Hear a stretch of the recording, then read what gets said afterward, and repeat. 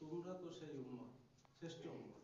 তোমাদের শ্রেষ্ঠত্বের কারণ হলো দুইটা, তোমরা নেক কাজের আদেশ করবে আর অসৎ কাজে বাধা পর্যন্ত নিষেধ করবে এবং আল্লাহর পরে ঈমান আনবে। তো জনাবে মুহাম্মদ রাসূলুল্লাহ সাল্লাল্লাহু আলাইহি ওয়াসাল্লাম যে দ্বীন আমাদের কাছে রেখে গেছেন, এখন তিনি বেঁচে নাই, তার ওয়ারিশ আছে হযরত উলামায়ে কেরাম। উলামায়ে কেরামের দিক নির্দেশনা মোতাবেক আমাদের জিন্দেগি পরিচালিত করতে হবে। এর ব্যবহার ঘটলে আমরা লাইনচ্যুত হয়ে যাব, লাইনচ্যুত হয়ে আমরা ক্ষতিগ্রস্ত হয়ে যাব। আমাদের হায়াতের জিন্দেগি খুবই সামান্য, খুবই অল্প।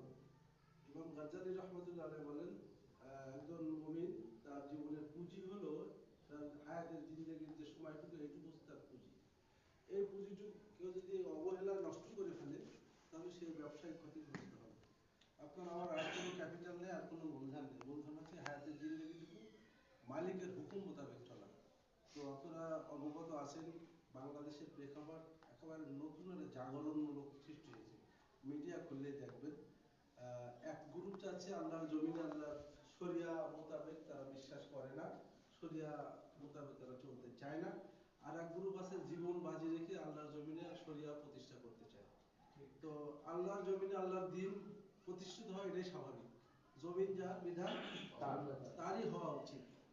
তো একটা আমরা সারা বাংলাদেশে একেবারে সমস্ত জায়গায় একসাথে একটা জাগরণ সৃষ্টি হয়েছে ইসলামের পক্ষে। একটি মাত্র বাক্স নীতি আপনারা জেনেছেন যে, যাই হোক, ইসলামের যতগুলো দল আছে, হযরত উলামায়ে কেরাম, শীর্ষ উলামায়ে কেরাম, তারা কিন্তু একমত পৌঁছেছেন যে আমরা একটা মাত্র বাক্সের মাধ্যমে সারা দেশে আমরা প্রতিনিধি নিয়োগ করব এবং সেই প্রতিনিধিরাই আগামীর বাংলাদেশ চালাবে। যে বাংলাদেশে চাঁদাবাজ থাকবে না, যে বাংলাদেশে দুর্নীতি থাকবে না, আমরা আশা করি।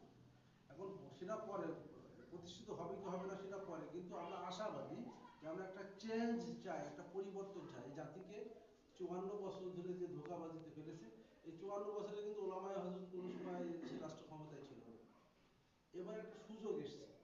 আপনারা যারা বিশেষ করে মসজিদে যাওয়া আসা করেন, এটা আল্লাহর মেহমান। মসজিদ আল্লাহর বাসায় ঘরে যারা যাতায়াত করেন, এদের মর্যাদা সমাজে সবচেয়ে বেশি। সবচেয়ে বিচক্ষণ লোকগুলো মসজিদে যাতায়াত করে, এদের প্রশ্নটা ভিন্ন। আপনারা দিনের এক একজন কর্মী, আশাবাদী যে আগামীতে মানুষের মাঝে একটা জাগরণ সৃষ্টি করতে হবে। দায়িত্ব আমাদের, যারা আমরা মহল্লায় যে বাস করি, এই মহল্লার দায়িত্ব আমাদের। আমরা মানুষকে দিনের পথে দাওয়াত দেব, ইসলামের পক্ষে একটা জনমত তৈরি করব। আমরা চাচ্ছি এই সমাজটা পরিবর্তন হোক।